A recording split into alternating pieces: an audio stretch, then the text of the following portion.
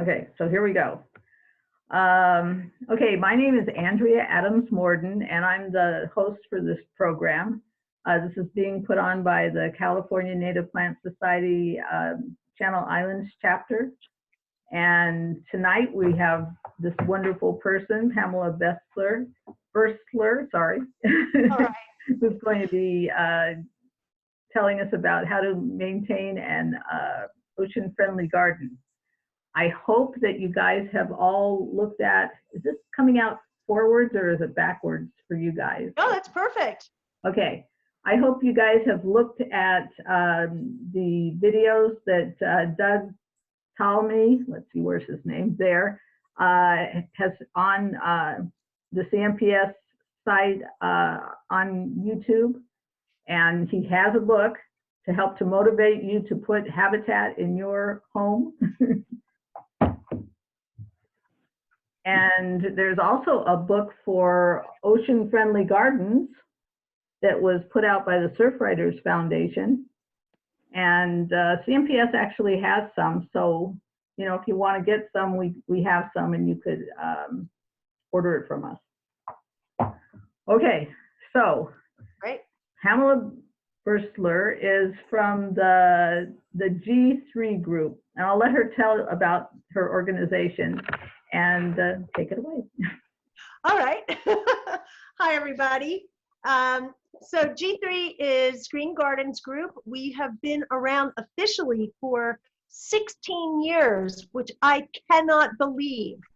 And for these 16 years, we have been working with all sorts of nonprofit organizations, for-profit organizations, individuals, professionals, homeowners, you name it, to promote the idea of what we call now the watershed approach to landscaping, which is a way of thinking about landscaping that is in harmony with nature as opposed to fighting against her. So this evening, I'm going to be talking about ocean-friendly gardens. We have been a consultant to Surfrider Foundation since the beginning of this program, almost 15 years ago.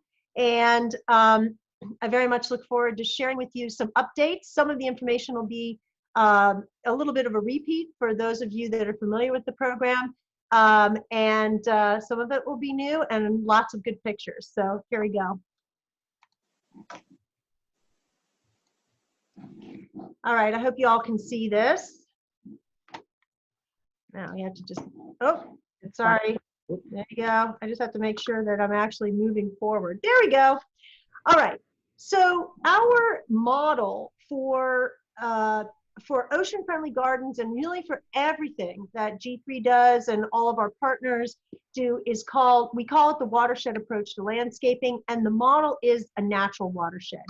And the key here is that when precipitation comes from the sky, it's intercepted by plants and directed to the soil.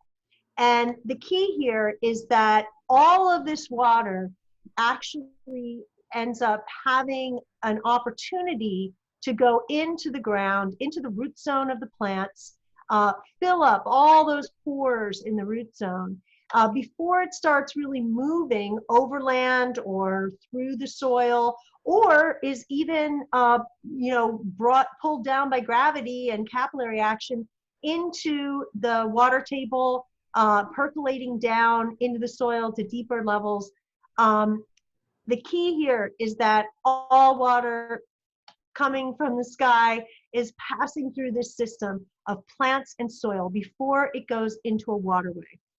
And then when the sun comes out, yay, sun, a process called evapotranspiration happens. And this is a wonderful process moderated by plants where the water is essentially transferred from the soil back up into the atmosphere to form water vapor and then become the clouds, which actually becomes the precipitation and continues this wonderful cycle of water. And the cycle that I'm talking about here is sometimes referred to as the short water cycle, and it happens over land. And it's really an important water cycle for us for weather and climate.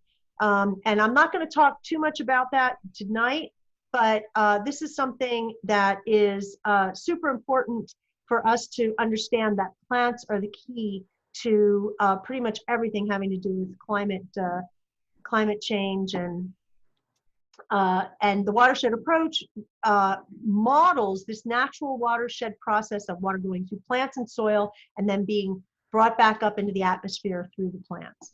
So now I just need to figure out how to get rid of my little thing here. Okay, there we go. So we take this model of a natural watershed and we apply it to every single property. And so we begin to analyze every property as though it's a mini watershed.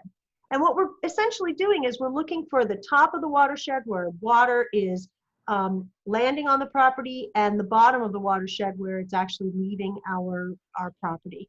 And everything that happens in between that top and bottom is something that we can control. So if we want to have control over nature, we need to control ourselves by evaluating and managing our property as though it's a mini watershed. And we've come up with these 4 principles that you can apply to any property, which essentially can bring that property into more of an alliance with these natural processes of the watershed. And the 4 principles are growing healthy living soil that is a sponge.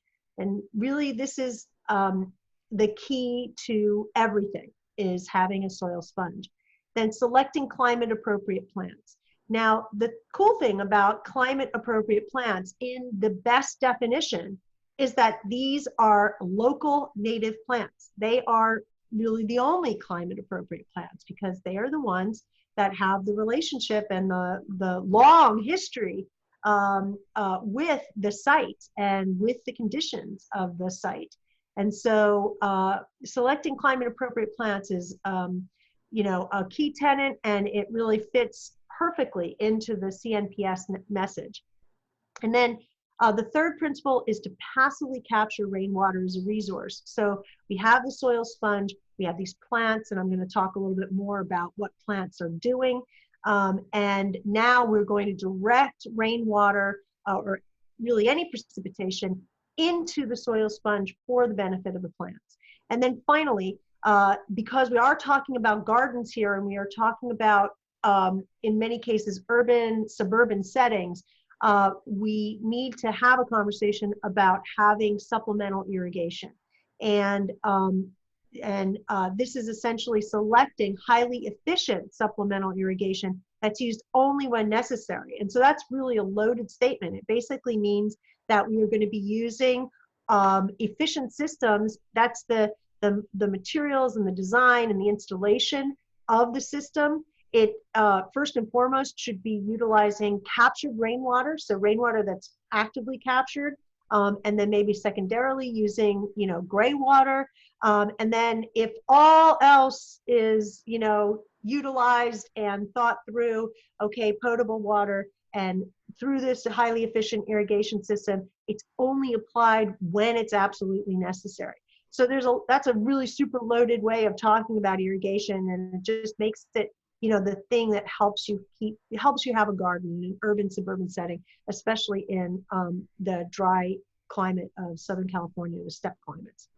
So these are the 4 principles, and this is also the backbone of ocean-friendly gardening. And ocean-friendly gardening came about, the concept of it came about through Surfrider Foundation, because what they realized is that we have rain, that comes from the sky, and it is becoming a major pollutant in our local waterways. And not only is it a pollutant or creates a pollutant, but it's also a precious resource that we throw away. And, so they saw this, very early, they saw this connection between capturing rainwater to prevent pollution and capturing rainwater to reduce the amount of water that will be required in a landscape. And so they developed the Ocean Friendly Garden Program, and the principles of the Ocean Friendly Garden Program are the same principles as the watershed approach. And it focuses on this idea that when it rains, we throw the water away. Our whole system is designed to do that. We take water from all of these hard surfaces that are in our environment, and especially we've designed our I'm moving the little information around on my screen so that I can see things better. Our landscapes, or our entire residential, or really entire urban suburban areas, are set up so that water that is collected on roofs is moved as quickly as possible onto other hard surfaces like a driveway or a walkway or a parking lot, and then out to the street as fast as possible to get it off the property, to preserve property, damage, like keep properties from being damaged, keep homes from being damaged, or buildings. And there's been no regard for 100 years as to what that water's value really is. And so the idea is that we have this water that is hitting all these hard surfaces. It's picking up all these pollutants that are in the environment. Some of them are natural pollutants like blown dirt and things, but much of it are pollutants like pesticides and bits of plastic and all the stuff that comes from cars and fertilizers and all that stuff. It's all in our environment, and especially since we are a dry climate during the summer, it builds up all summer long, and then the rains come and it hits those hard surfaces, and it picks up all this pollution, and it ends up at the beach or at the local lake or the river, whatever the local waterway is. And the reason this is happening is because the water hasn't been directed through plants and soil.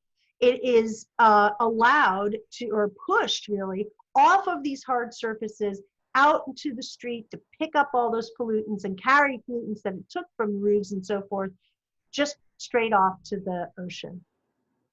And so Surfrider identified this and said, hey, we have all these landscapes like everywhere in the US, and we could actually have a huge impact on water quality if we started teaching people to hold on to their rainwater.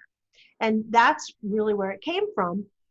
And what we also realized is that, yes, we have this pollution problem, but because we're not holding water in our landscapes, we are actually desertifying our landscapes. We are creating a desert, even in places like the Midwest, which is, water abundant, like ancient water abundant.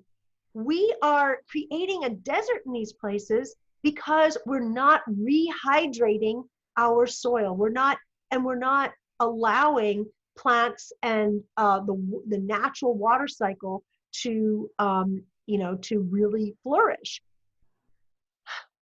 And this is a big deal, so it's not just about pollution anymore. It's about actually like saving the planet.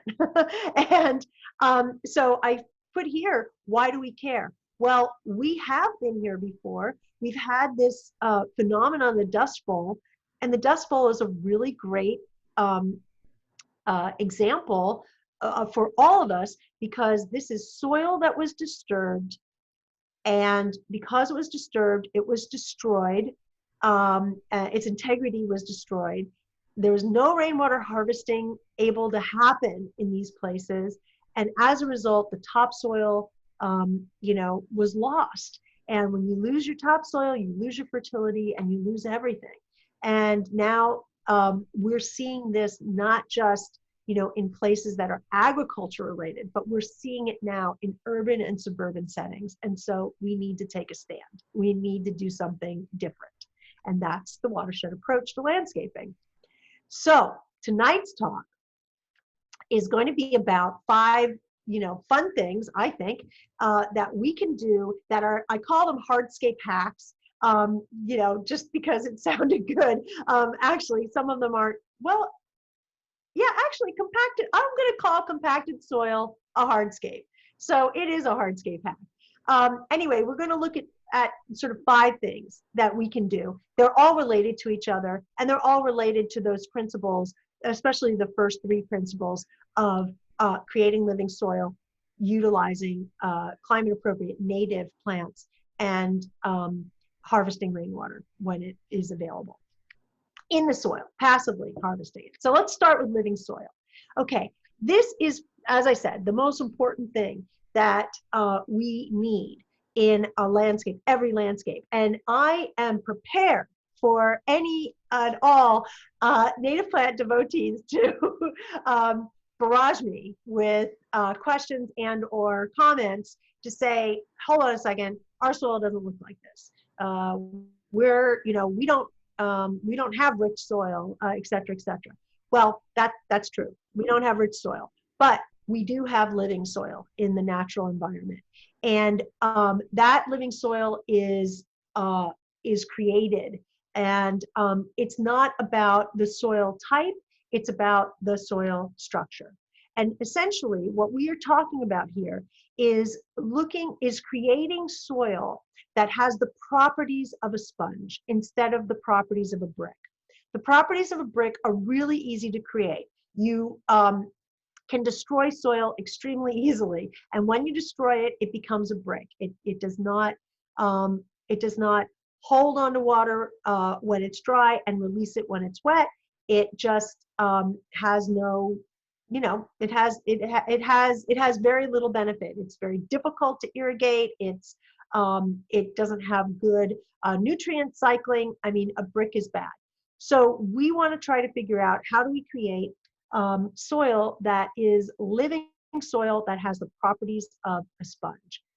And the way to do this is essentially to make sure that there is sufficient amount of organic matter in the soil. And that organic matter is going to come from a lot of different places.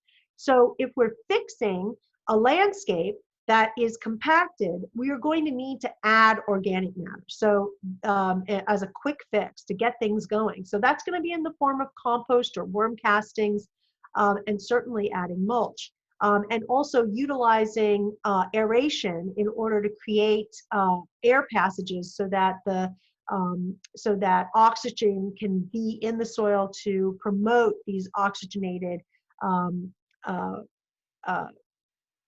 microbial activity that we want to encourage.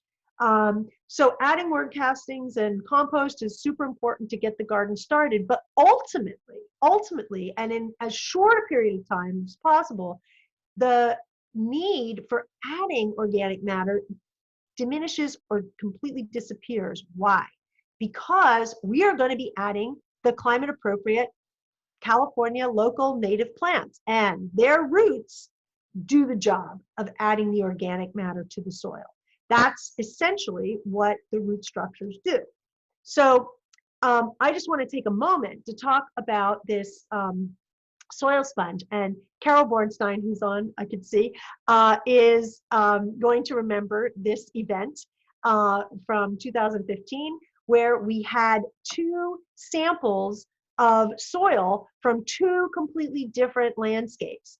And actually, we had 4 samples from 2 completely different landscapes. Each of those landscapes had a sample that was from an area that was compacted and did not have good structure, and from an area that had excellent structure and was more like a sponge. And so you can see that these soil samples have been submerged into water. And what's going on? Well, I'm going to use annotation again because I think it's helpful. So you can see that here we have a soil sample that is from a compacted area, and when that soil was put into the water, it fell apart. And you can see, look, this is why this container is filled with soil. But the same garden, the soil that had the good structure, here it is. It is not falling apart. It's being held together. And that's not like a clump of a brick. That's a living thing. In fact, you can kind of see some of the roots and so forth in here. And the same thing here. Look, this person's hand is already out of the water because it's dissolved so quickly. That soil just fell apart. But look here. Here's from the same garden. And this is soil that's behaving like a sponge. And this water is almost clean enough to drink. So it's pretty interesting that we can have these completely different experiences with the soil based on the structure of the soil. And essentially, soil structure is created by biochemistry. And this whole idea of a sponge is biochemistry going on where mostly microbes and living roots are weaving together particles of soil into these little bundles that have lots of oxygen pores in between them and can hold onto water. And it's alive because there is so much microbial activity and there's so much living root in this soil that has really good structure that when water comes into it, it can be held on just like a sponge. And then when it starts getting dry and that water is being removed primarily by the plants and turned into atmospheric water, there still remains some water in the soil. So it takes a longer time to remove that water from the soil because it's all bound up in all these living things that are in the soil. And this is a really super important thing to understand, that in fact, it's the plants that are engineering their experience. They're engineering their environment by cultivating microbial communities at their roots that will actually perform functions for the plant, but also that are re-engineering the soil to hold on to this water for the plant and for their own lives. And what's really wonderful about this, just to kind of tie it back to climate change, and you guys all know this, I mean, there are like 5 of us in the room, you're all experts, so, but I'm gonna say it anyway.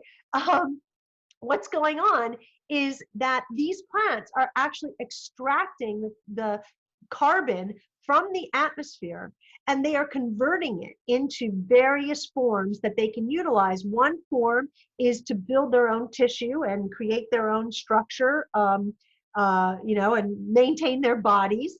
And then another form is a more liquefied form where they're pushing it out through the roots, through their roots, and they transform this carbon into all different types of biochemistry that is like everything from enzymes and proteins and all different strands of carbohydrates and sugars, and pushes this carbon out into the soil to feed the microbial community in exchange for the services that the microbial community will perform for the plant.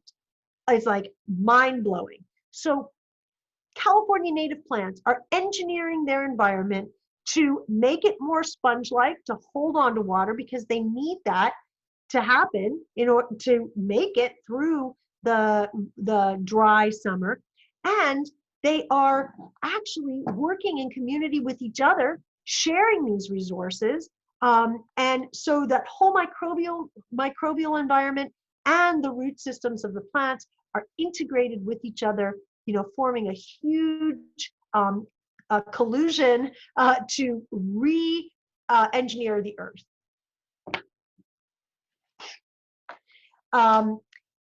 Now, this is living soil, and this is why living soil is super, super important. And living soil isn't just about the spark that you're giving it by putting that organic matter into it, but it's also about making sure that you plant those plants, and you plant a lot of them, not one every blah, blah, blah, but a lot of them in community with each other so that those roots can begin that re-engineering process. Let's see, we can move on here.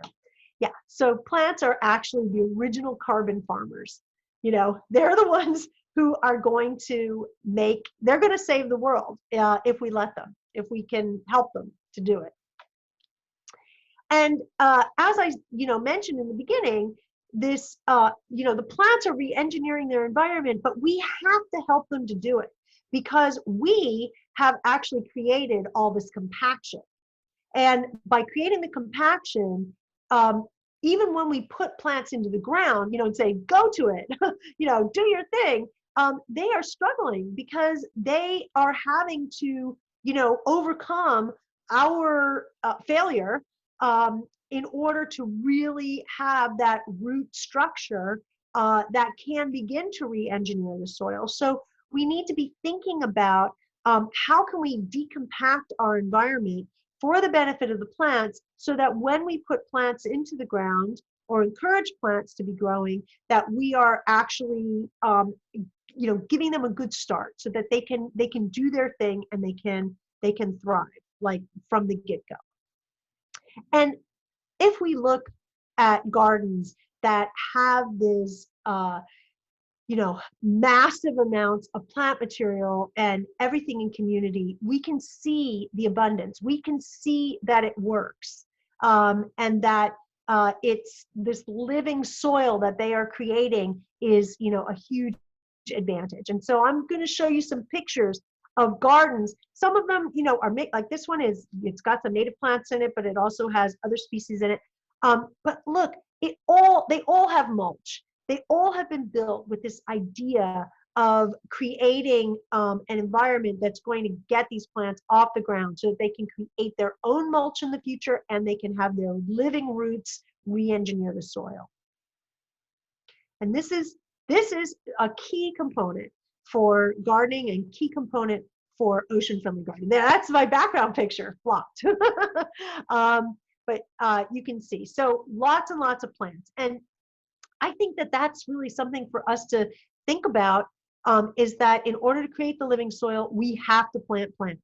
It doesn't happen with rock. It doesn't happen with DG. It doesn't happen, unless we have lots and lots and lots of plants in the ground. Okay, so that's number one, living soil sponge.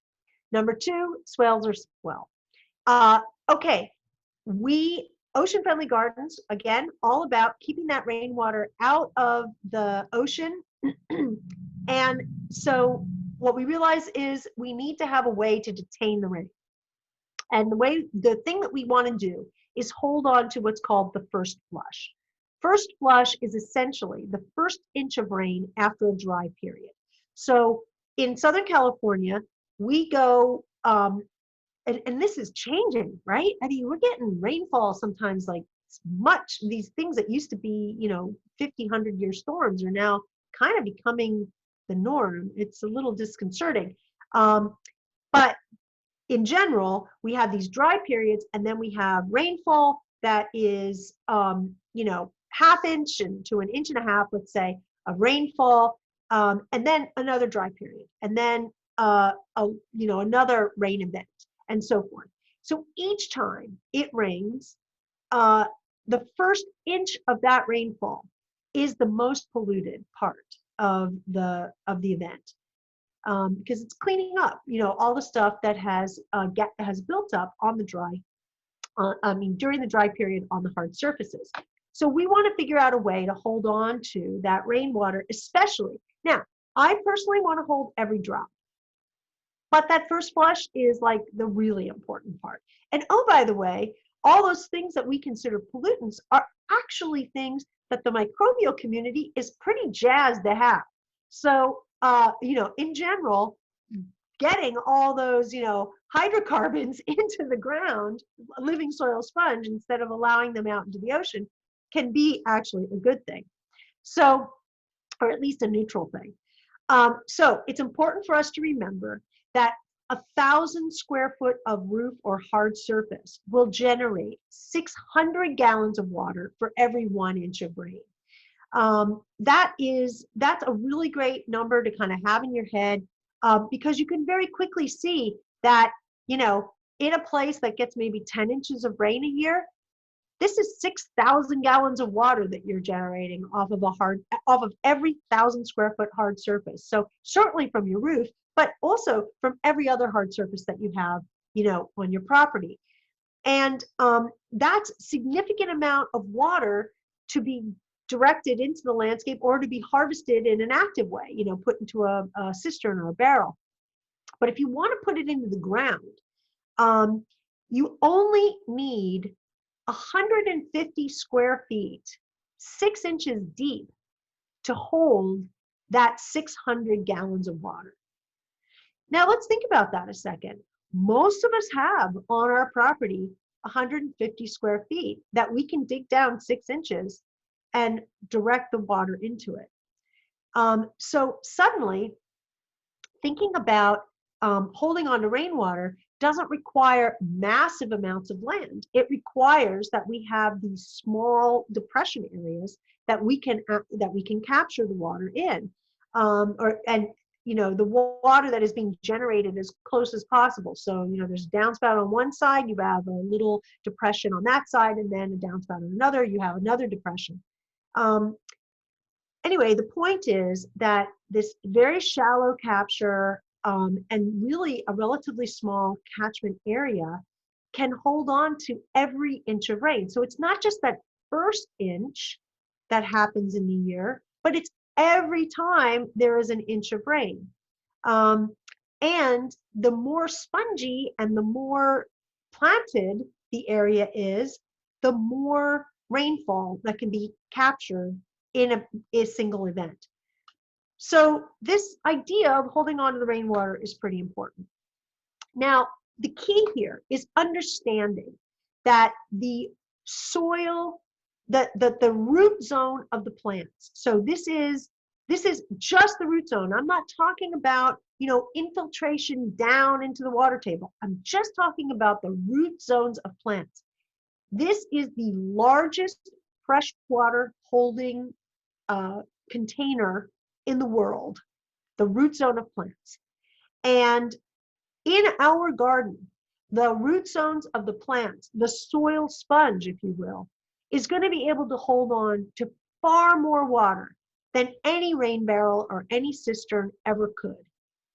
And I think this is something for us to really get our heads around and start to employ, is this idea and talk about with everybody, especially engineers and people who are accustomed to thinking about this idea of holding on to rainwater as having to be about infiltration into deep, into groundwater. It's not the case. If you can have a garden in a particular area, you can hold on to rainwater in the root zone of the plants. So it really can happen anywhere that we have a garden. Now, here's a very simple depiction of what a swale is. I mean, it's just a depression. And so you have the water, directed to the depression, and that side of the swale needs to be a little bit higher than the side of the swale that is the exit, if you will, or the overflow of the water, so that water doesn't back up into a building, right? We're all about health and safety. But essentially, we create this depression that is going to be planted or not, and I think it should be planted, but there are many that are not. They're decorative. They're more about like rock covering, and that's fine too. But definitely adding plants into this area helps and makes it dissipate a lot faster. But as long as you have the water coming into this, you have the swale, which is the basin or depression part, and then you have a berm, which is, I should be drawing this. You have the berm, which is the high part, right? And so these berms are holding the water in, and then the depression is the swale. So when I use those terms going forward, you'll know what I'm talking about. Okay, so what does 150 square feet, 6 inches deep look like? The cool thing is it can look like anything. It can be a square or a circle, or when we talk about like this dry creek bed idea, that's kind of this thing at the bottom of the page, that's sort of 2 feet wide and 75 feet long. That is 150 square feet of surface, 6 inches deep, and it looks like a creek. We can get very creative with this, and we could even make things like sort of half this size and have them relate to each other. You'll see a picture of that in a second. So I like to say that a simple swale will suffice. You guys are maybe familiar with this building. This is great because we have downspouts that are directing water into the landscape. We have the water going into this depression here. The depression is very shallow, as you can see. I mean, I think at most it's maybe 10 inches, and you can see that because, oops, here we draw. You can see that because this is actually an area that's retained by these rocks. And, that doesn't look like it's much more than 10 inches. And this whole area here through the middle is the swale or depression. And then the soil has been piled up here between the sidewalk and the swale, and then also with a pile here. These are the berms. And what you will see is that on the berms, we have plants that do not like to get their feet wet. They are, living up on the berm, very happy. And then things that are more acclimated to wet, like these juncus here, are able to sit down in the swale. Now, remember, in our climate, we're not getting inundation that is sitting there for, weeks and weeks and weeks and weeks. So we're not getting monsoonal rains, really, for weeks and weeks. So these swales are performing, they're filling up briefly, and usually it's no more than 48 hours. And then they drain out. And so, and the more spongy the soil and the more plants you have, the faster that happens. So these systems are actually, pretty temporary. And so in the summertime, they're going to get quite dry. So you need to be thinking about that with your plant material.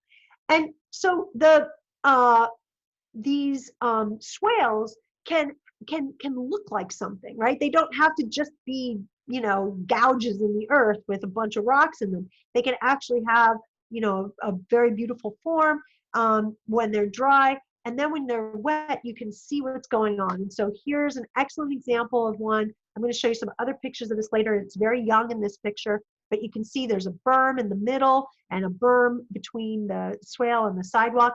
And this particular garden is capturing in this particular picture, this was capturing 1,600 gallons of water.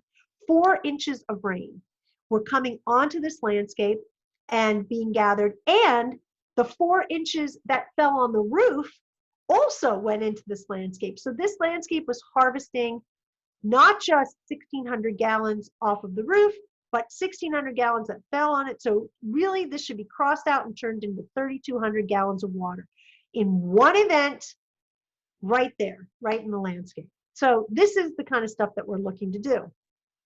Now, the rain garden can look like anything. I mean, the thing on the left doesn't even look like a rain garden, but it is. It's a depression.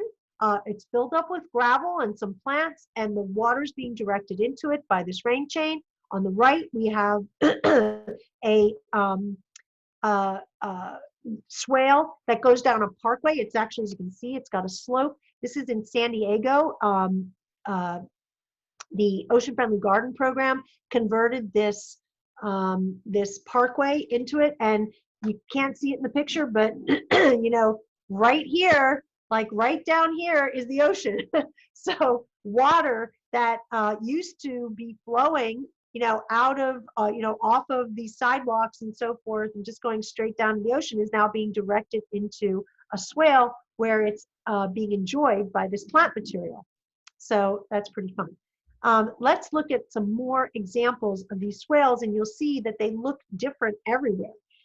Here's one that's holding on to quite a bit of water. I tried to get some water pictures. This is actually that garden that had all that rain in it. Here it is again a little bit later. This is like, I think April or May of that year.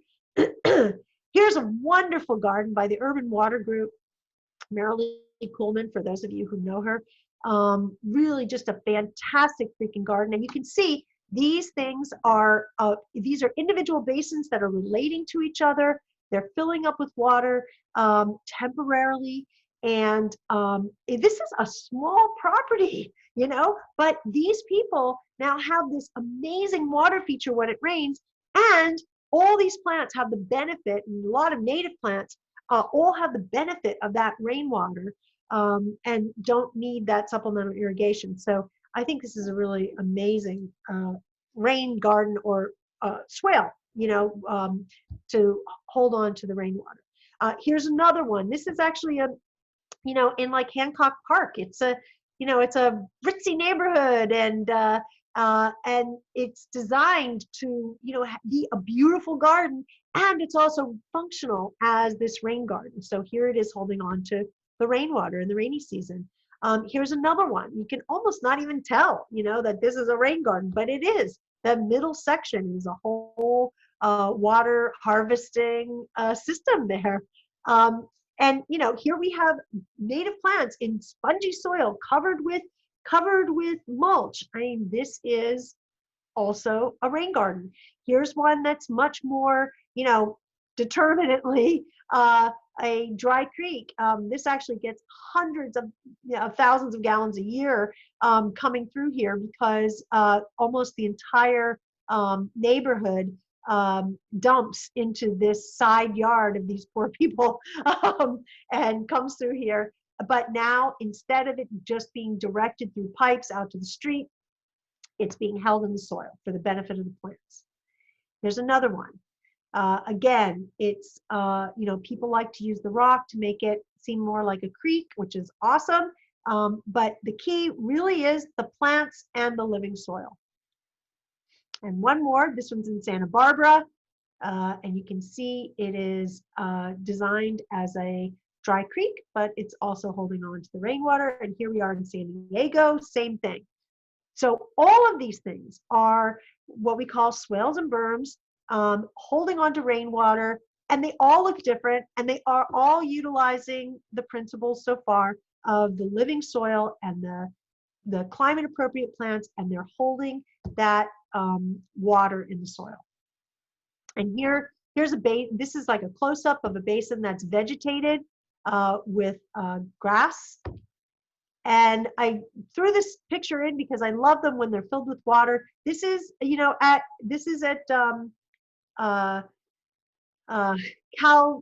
Cal State Dominguez, you know, like in a side area, and we designed this to hold on to all this rainwater coming off of a huge parking lot.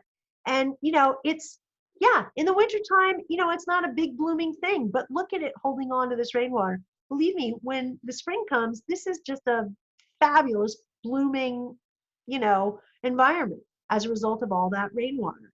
Here's another picture of that place that had the giant stream right along the side of the house.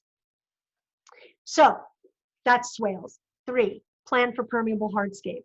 That means that if you're getting the rainwater from the sky, you're putting it into your living soil, you're planting those plants. Now let's think about, how do we move that water around the garden, even without having necessarily a swale to put it in? How do we make sure that our hard surfaces have been engineered to both move that water around and then also direct it into places where we can spread it out and sink it into the ground? So we want to think about using more permeable hardscapes. And one thing that we are going to need to do is think about, how do we get and you know, this is a really crappy picture, right, from back east probably. I mean, I don't know, but I had to show the device. And the thing is, I don't use these very often. Most of the things that we do are put on in the next pictures, but I wanted to show that really anybody can move water from their downspouts, if they have them, over a hard surface and get it into a place where it can be spread out and sunk into the ground. So you can do something as simple as this. You can utilize catch basins that catch the water and then move water through pipes and put it out into the landscape.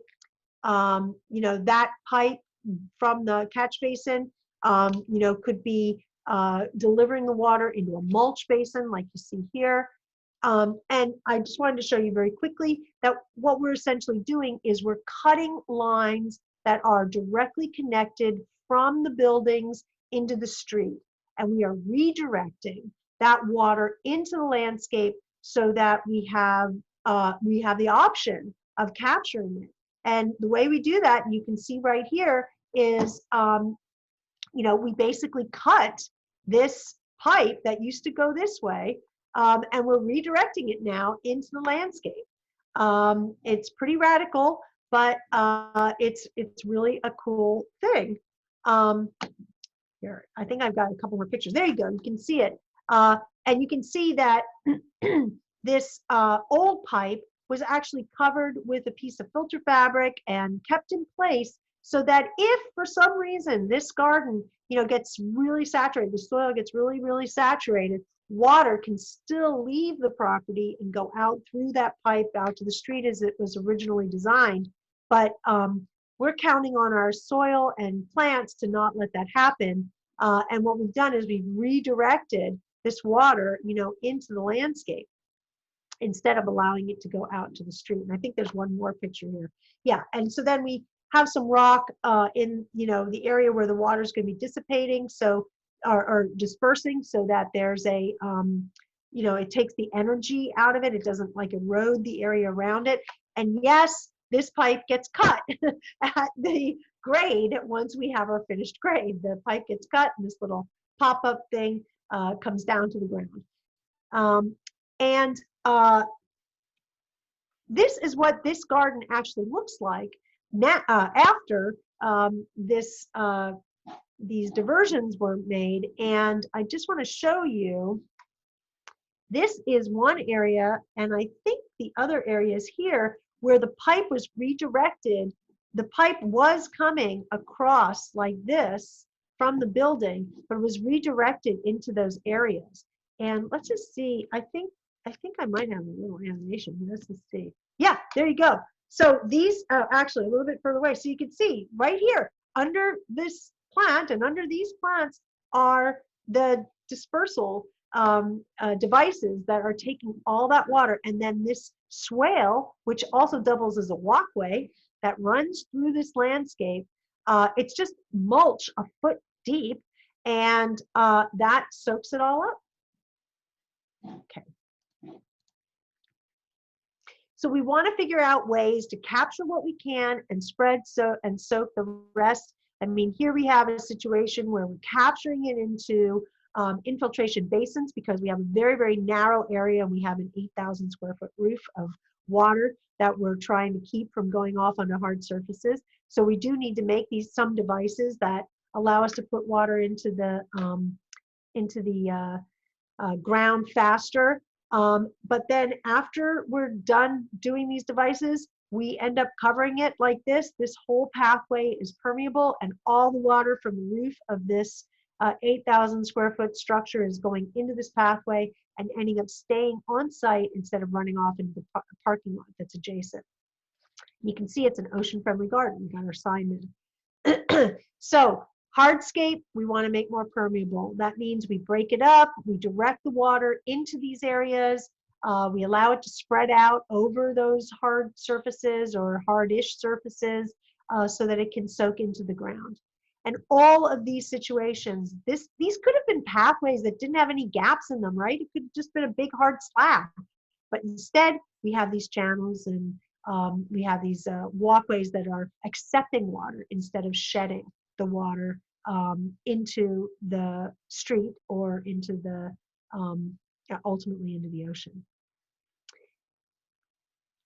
Okay, so let's talk about the sort of ultimate expression of creating permeability, and that is taking your driveway or a hard surface that exists and cutting it in order to create more permeability.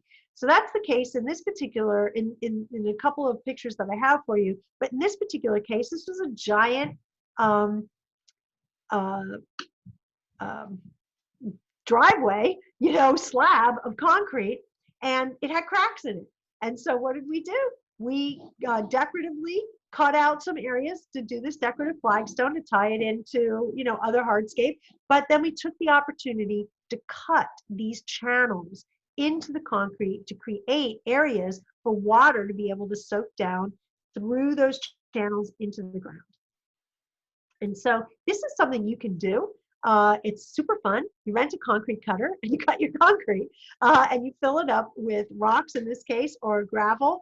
And it's an opportunity again for the water to not be running right off the driveway into the street, but rather have that moment to sink into the ground. You can get pretty freaking creative with this. This one is a cut one. The one on the left and the one on the right is actually a situation where the hardscape was formed this way to have these channels in it. Here's an example of a driveway where the cuts were made after. This is an existing driveway, and these cuts were made to make it super decorative. This is a formed one, but you can see the principles are all the same. We have these channels now that allow that water to go into the soil. And it can get pretty darn creative, which is what we're doing here, like super modern, right? It doesn't have to be all, you know, when people say, oh, I cut my concrete, it kind of sounds like, you know, a little hillbilly or something, but honestly, it can be very high end and really quite beautiful. Okay, now we've talked about living soil. We've talked about passively capturing the rainwater into swales. We've talked about permeable hardscape for slow spread and sink. And we've talked about specifically channelizing your hard surfaces like patios and driveways.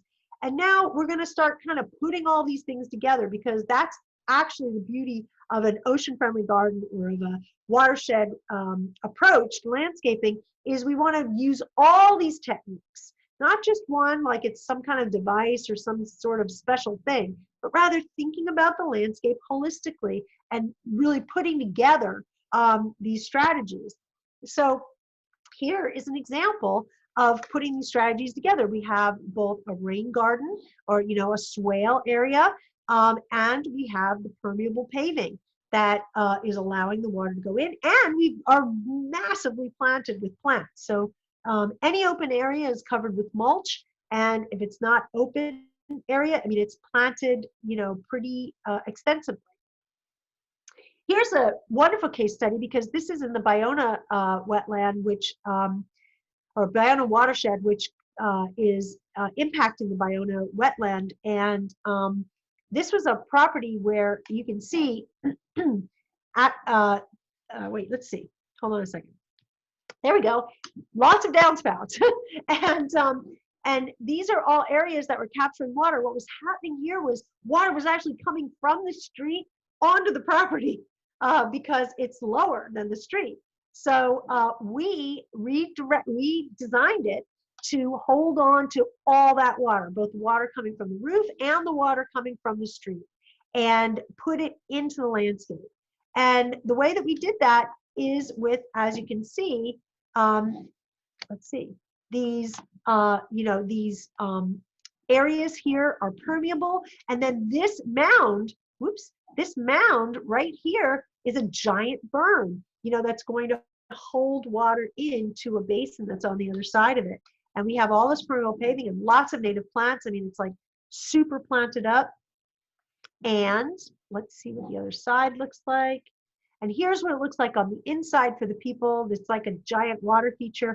All that water is retained in this inside area, and they get the benefit of the water for the plants, and they're holding on to that rainwater, for reducing the pollution.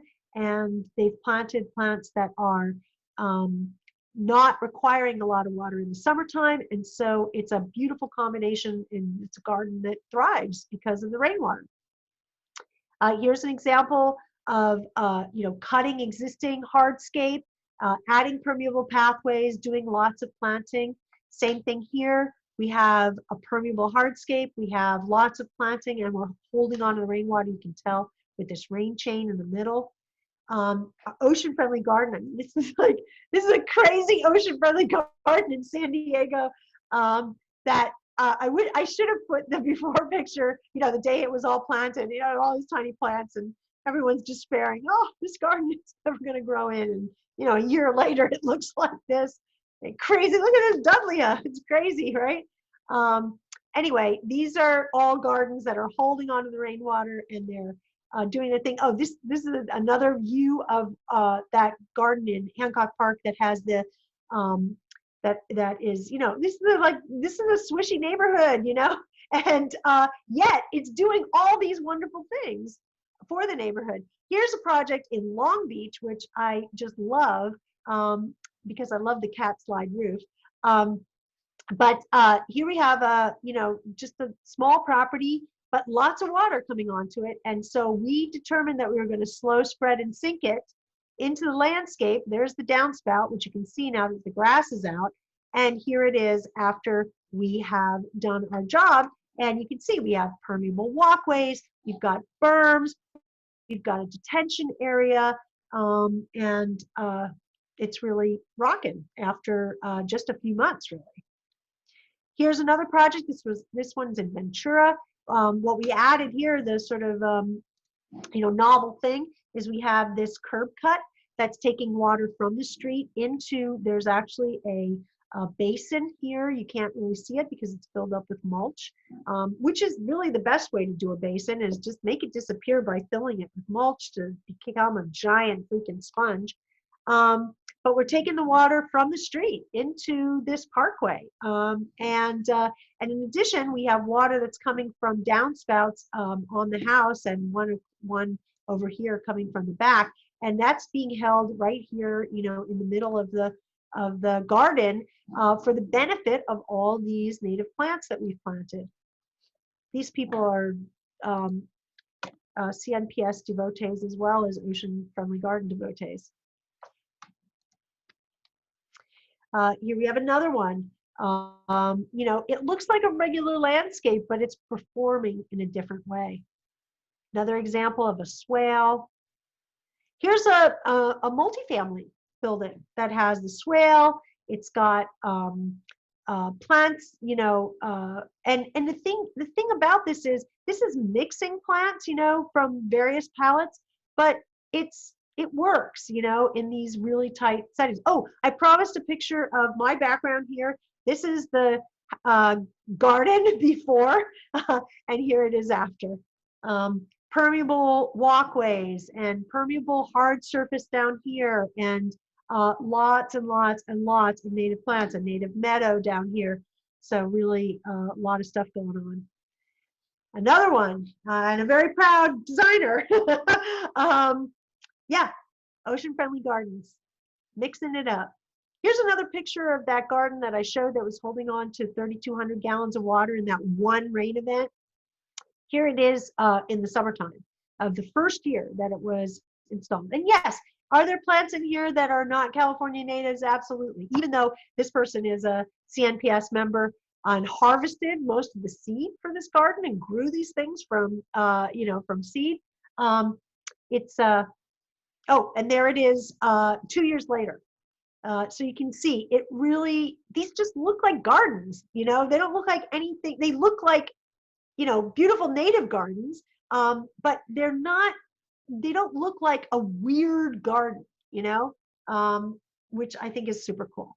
And here's one more shot of another garden that was created, Ocean Friendly Garden, that has swales and native plants and very proud people and homeowners who built it. So those are the 5 things that I can talk about with Ocean Friendly Gardening. I have a couple of resources as well that I want to direct you to. The first one is the Ocean Friendly Gardens program for Surfrider. I know there's a local one with Channel Islands. And so you can go to surfrider.org, OFG, and get lots of information about CPR, conservation, permeability, and retention. We also have a book that was produced for the Metropolitan Water District, but it's free to everybody. And you can get that on our website, greengardensgroup.com. And then finally, I want to encourage you to keep your eyes open for this thing, which is the Water Sense label. The Water Sense label is a label that tells you that the device or the person who is certified by WaterSense is able to save you water up to 20% over a person who's not certified or a device that's not certified. So in terms of conservation, WaterSense is a great thing to keep your eye open for. And that's my talk. I'm happy to answer questions if there are any. I'm going to stop my share and okay, I unmuted everybody, so if you take your unmute off, you can, and you put your camera on, you could raise your hand and ask a question. Yeah.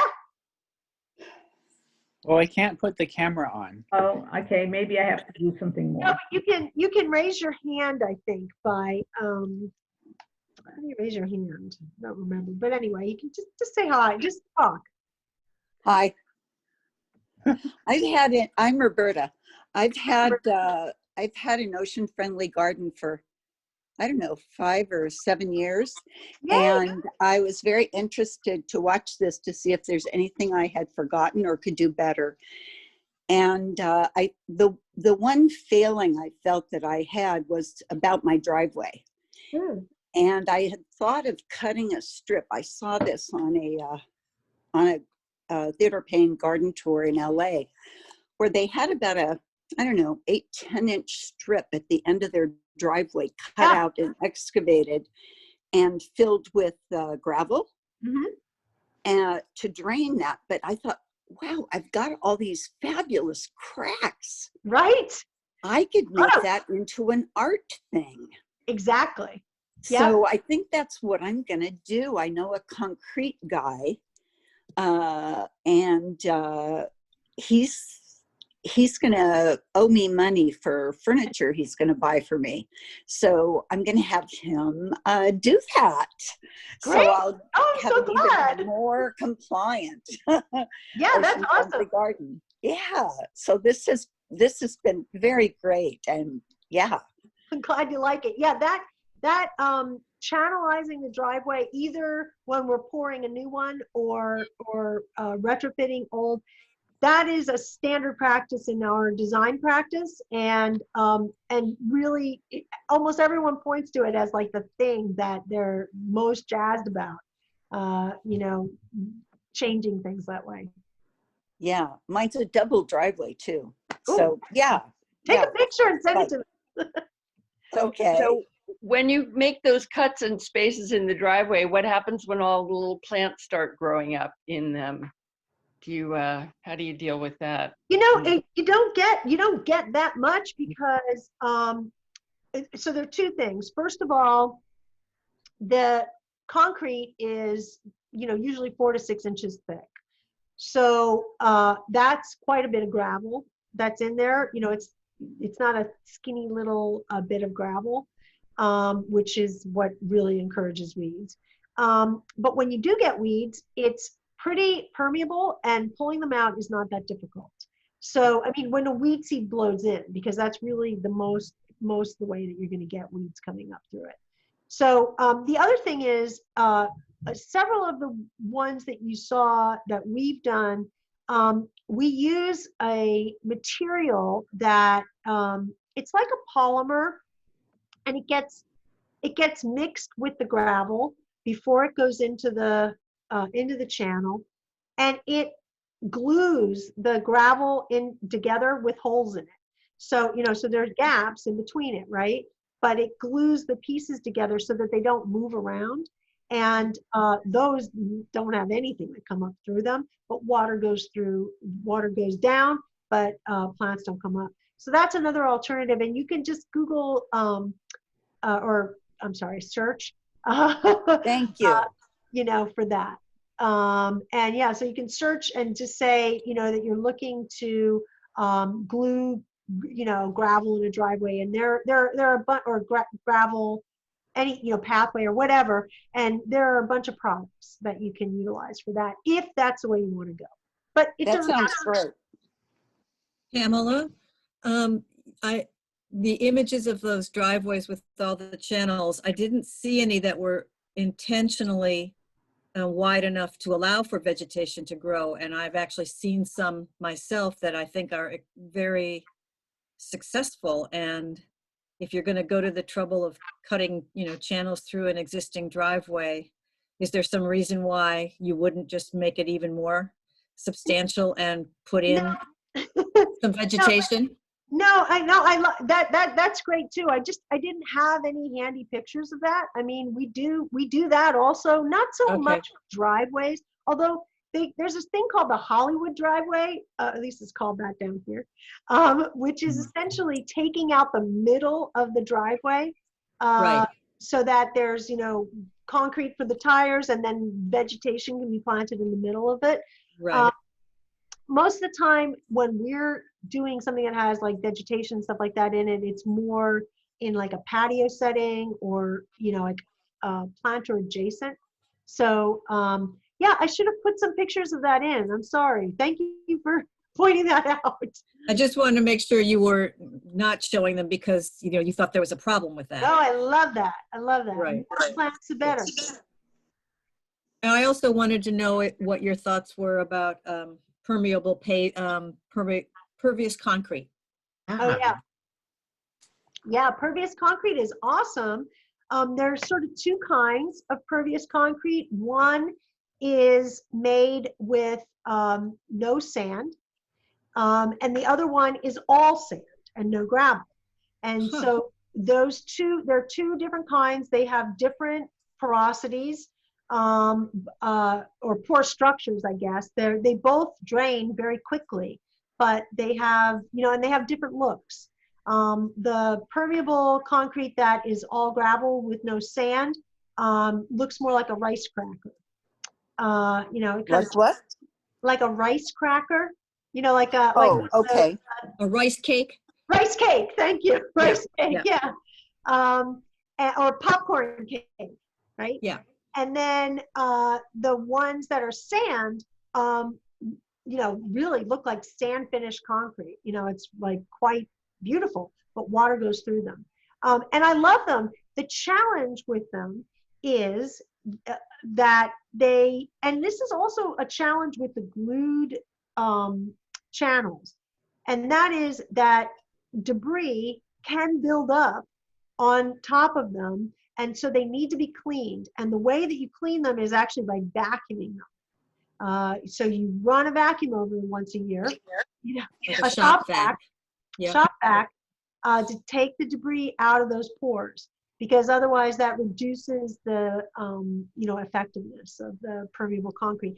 And when it's used in like commercial setting, you know, they have these giant vacs that they run over it to clean it up. So yeah, but it's great material, and you want to have that permeability, and yeah, especially for ADA compliant situations, you know, where you have to have a hard surface. And Right. you know what, I didn't I should have pointed this out, but that, I don't know if y'all remember the picture where we were showing the infiltration basins, and then afterwards it was covered with gravel and there were some sycamore trees, and Yes. and it's 8,000 square feet going into a really narrow area. Yeah. That is an ADA compliant solution that we did there.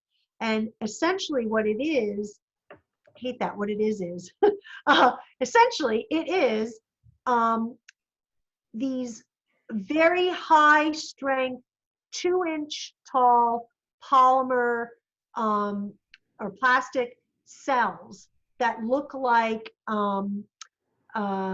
milk crates, if anyone remembers what a milk crate looks like.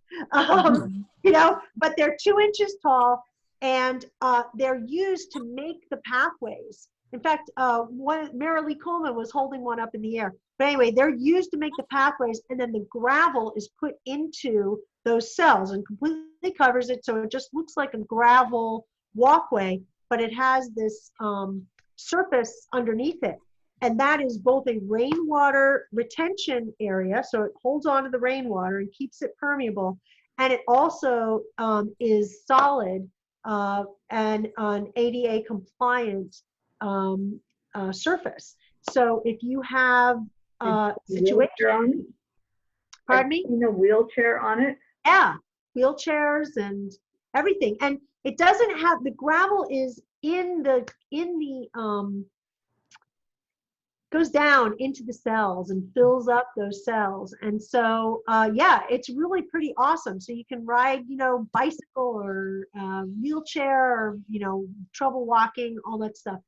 It's pretty cool. Do you have a question, Ben? Yes. Yes. Oh, that was me raising my hand. Yes.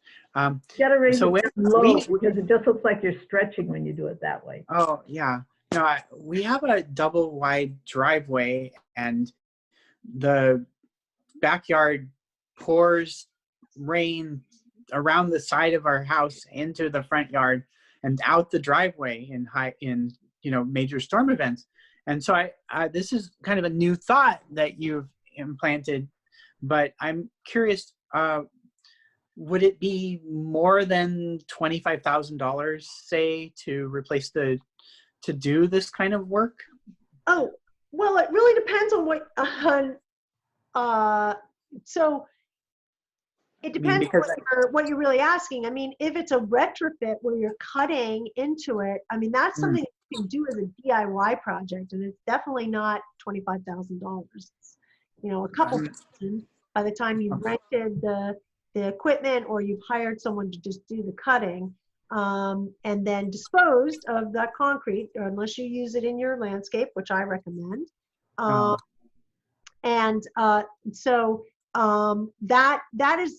just a few $1,000s. But if you're going to remove the driveway and replace it, the channelizing is something around $20 all in labor, materials, etc. Around $15 to $20 square foot. So it can be expensive to replace it. I mean, actually, concrete is it's the cheapest of everything, but it's getting more and more expensive now, I guess, because there's so much building, or I don't know why. And it's way. Pardon me? I'm sorry, I didn't want to interrupt. That's okay. I think it's way not carbon neutral. It's far, far from carbon neutral. New concrete, you mean? Yeah. Yeah. Oh, yeah. yes. Yeah, Oh, but yeah, absolutely. I mean, there's Isn't no there question. a better kind we can start pushing for? Yeah, I mean, concrete with fly ash is an alternative that is actually utilized. Well, nowadays, almost all the concrete that you get is using old concrete. Like the old concrete is used as the aggregate in the new concrete. So that is one thing to keep in mind. But concrete with fly ash is a green building product. But that's hard to get for typical, general landscaping. Like a landscape contractor is not going to necessarily know how to specify that or get that. You have to kind of pick your poison in this case. But yeah, it's great to use an old driveway and reuse it, either by doing this channelizing type of thing or by breaking it up and repositioning it. You definitely, when you remove old concrete and pour new, you're definitely having a carbon footprint impact, and you're going to have to plant twice as many plants to offset. Good. So And I'm just going to be cutting the concrete, I'm sure, but I'll still need somebody to do it for me, I'm pretty sure. Yeah, well, you can get a landscape contractor. There's a resource that it's the California Landscape Contractors Association, CLCA.org. I'm suddenly having an allergic reaction. I don't know why. So if I sound stuffy, it's just, I hate that when that happens. Winds. Pardon me? Winds. Yeah, right? Winds. that's true. Cats. Ask a question while he's looking for his pencil. We have a really curved, it's a driveway with a real slope on it. Does that kind of concrete work on it's asphalt right now. And someone even, my husband hasn't put a coat on it for several years now, and so it's all cracked up. And someone asked us, well, how did you get it so that it was so pervious like that? So I don't know if what's best is just for us to leave it alone and let it be the way it is, looking the way it does, or if we've been talking about getting something else. Does the permeable concrete go over a hill? It has a pretty good hill on it. Yeah, you can do permeable concrete on hillsides. I mean, it's built the same way as any driveway with rebar and all that stuff in it, so it's a structural thing. So are permeable pavers, are they better than the permeable concrete? So permeable pavers are difficult for a driveway, even on a flat area. There are restrictions in the way that you utilize permeable pavers. I'm sorry. You're talking about like permeable driveway pavers, duh. Yeah. They're hard so- pavers, but it's, Yeah. So they're like the little, the block pavers that. yeah. Yeah. So they're fine. One thing to keep in mind with the permeable pavers is the permeability of those things is the gap. Yeah. Right? Yeah, And the because- gap is really small. It's better to have big gaps in between them. Exactly. And those gaps fill up. So Yeah. that's the other thing. Yeah. Opening them. Yeah. I mean, this is something I learned because I used to be really high on having, on installing permeable paver driveways. And then I did the actual calculation on how much permeability is. I'm like, oh, wait a second. If I just did permeable pavers with a gap in between, the sets of permeable pavers, I would have far more permeability. So that's an option too, right? Set them so that there is a 4-inch gap. Like, you do a section and then there's a gap and then another section. Yeah. You could do it that way too. But just back to the asphalt, I mean, the thing is that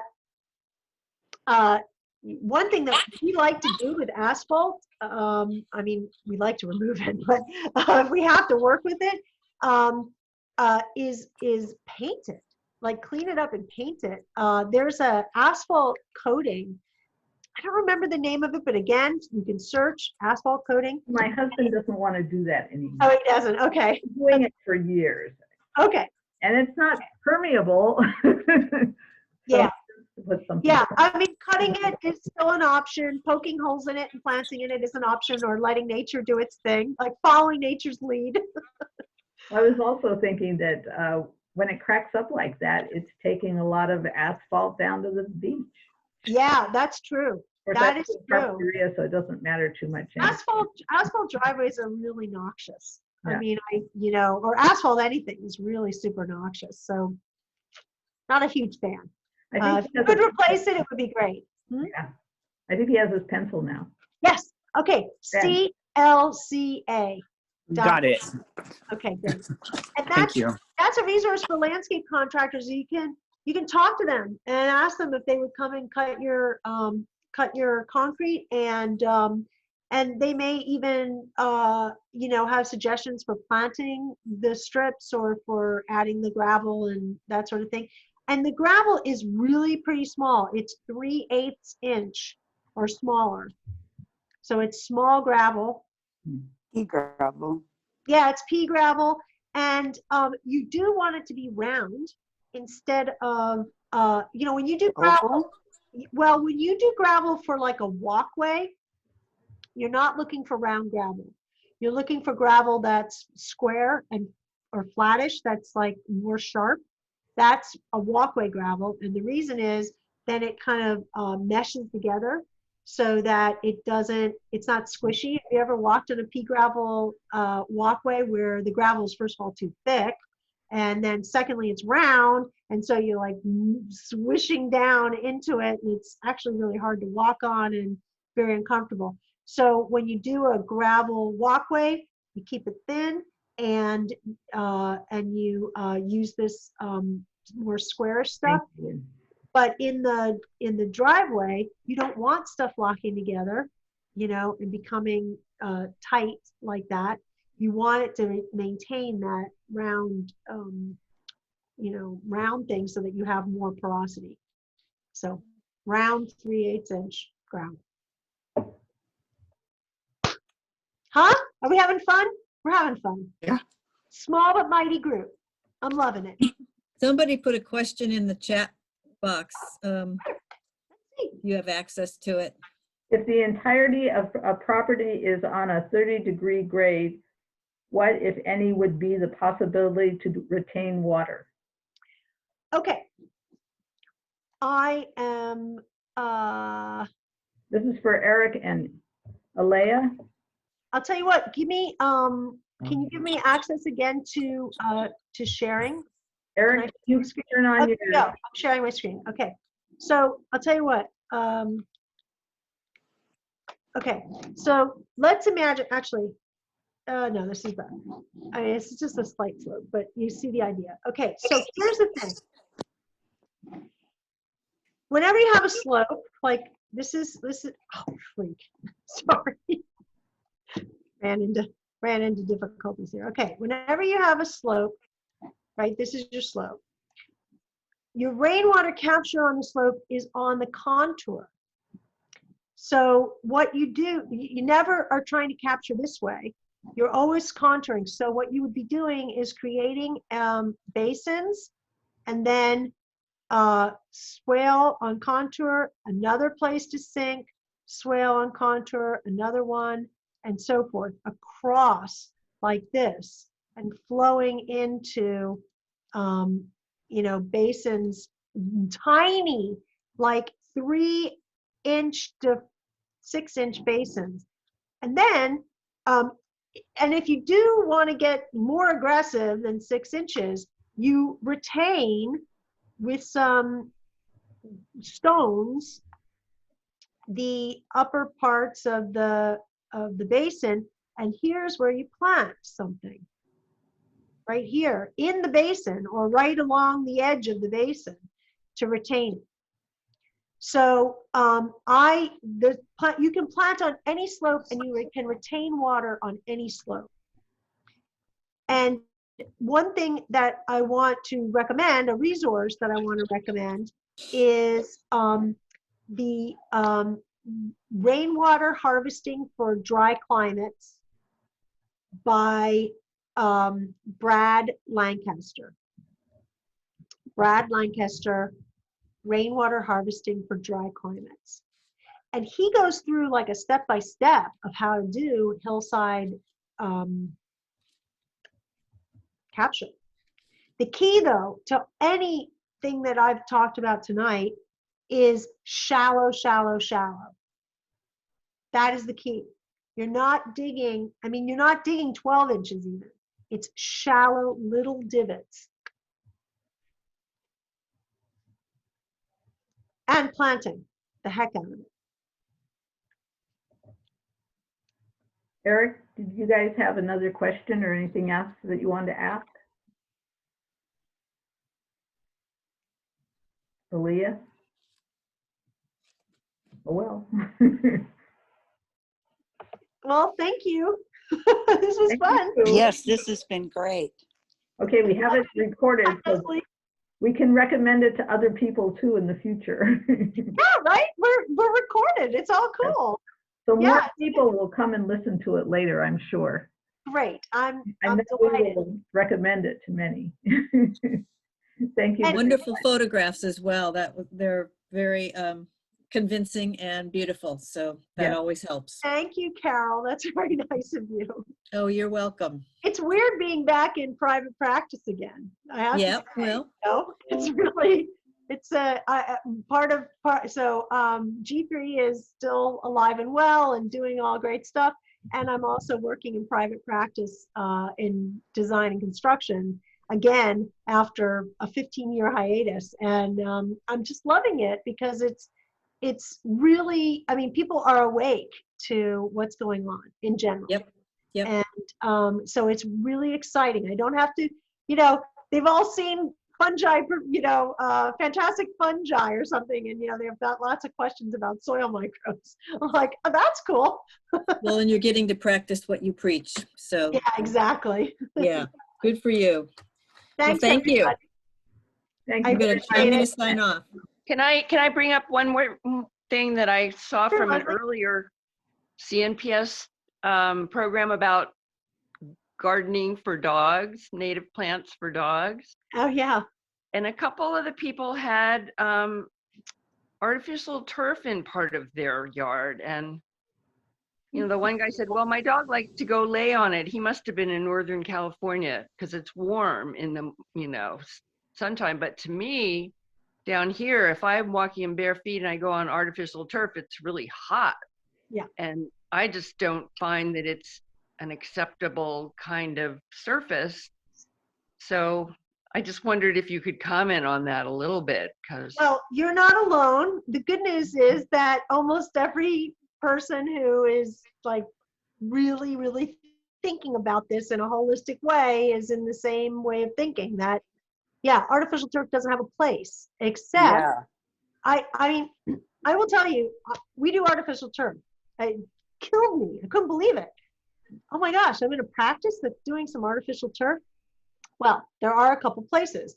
So one is a place that is completely, devoid of light, or no light, that needs to be clean surface to be used. And then it's used like hardscape. It's basically, instead of doing a concrete patio, you're doing because artificial turf is often installed over concrete or over such a compacted base that it might as well be concrete. So it's like an alternative green surface to pouring a patio or pouring another hard surface. But the idea of replacing a living surface with artificial turf is absolutely incomprehensible. Yeah. So it just doesn't work, and there's far too many great studies that show that it's hot, it's polluting, it's filthy, it's dirty all the time. You have to use water to keep it clean and to keep it cooled off. It's like what's the point, and in fact the US women's soccer team So just they're won not. a massive lawsuit against the US Soccer Association to no longer play on artificial turf. They had been forced to play on artificial turf, and they are now able to play on grass, just like the men are. So that should tell you something about Oh the my God. desirability of artificial turf, even in a sports setting. Great. Well, they made some comment about there are different kinds and maybe some kinds are better than others, but I haven't seen any that looked very or felt good to me. No, there's just too many living things that don't need a lot of water and that are, That real. aren't plastic. That Let's aren't be- plastic. Let's face it. Yeah. Let's face it, we're CNPS for goodness sakes.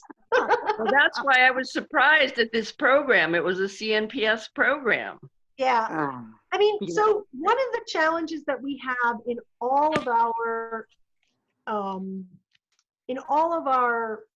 endeavors, right, in all of our practices, whether it's with the nonprofits and messaging and all the stuff around environmental issues, especially landscaping, I think a huge challenge that we're doing a good job, starting to really overcome is the fact that we get really siloed.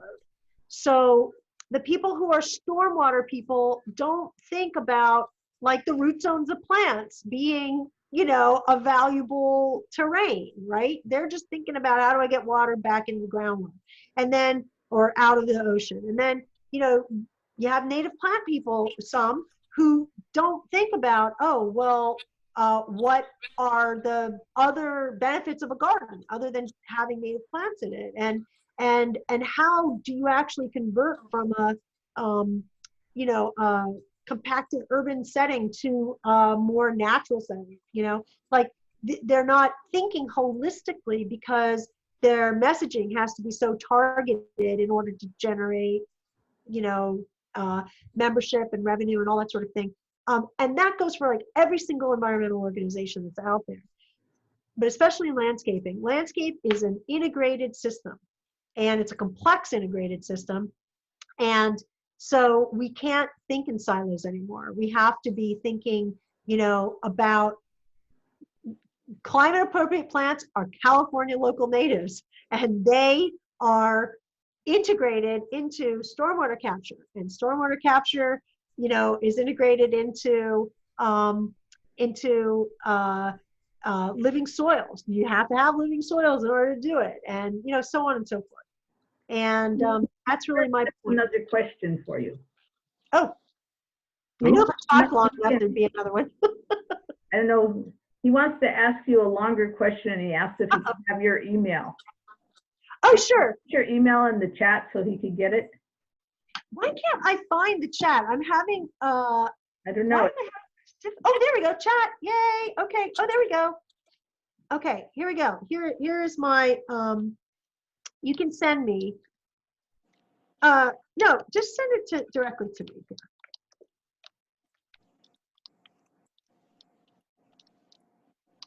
Ooh, I actually did the wrong thing. It's not Pamela, it's Pamela B. There we go. Voila. Feel Very free to good. send me a question. Thank you very Okay, much. thank you so much. Have a great you all evening, for coming. everybody. Hope to see Okay, our you next meeting is going to be on the 9th, and it's going to be Carol, who has left, but she's going to be giving a talk on how to create habitat in your garden. Oh, And fantastic. doing it in a beautiful way. Thank you Pamela, very much for coming. can Thank I say you. something to Pamela? Quick. Okay. Sure. So, you know, our mutual friend Paul Herzog, I've been by, not really recently, but in the past year or so, to his former Old house? house, and his garden looks great. Oh, I'm so glad. It's amazing, really, how Yeah. things have taken off. And I had met the family that lives there, Yeah. and they have these two wonderful girls, and this was before COVID. So at that point, they invited me in actually to the house and said that the back garden was wonderful, and it just made me feel so much better to see it and know those people were enjoying it so much. So just Yeah, I'd let thank you for know. sharing that with me, Leslie. I appreciate it. Yeah, I haven't been by, and I miss all that. Well, yeah. Take care, everybody. Have a good Okay. evening. Take Okay, care. Bye. thank you. Bye-bye. Thank you, Ben. Good night.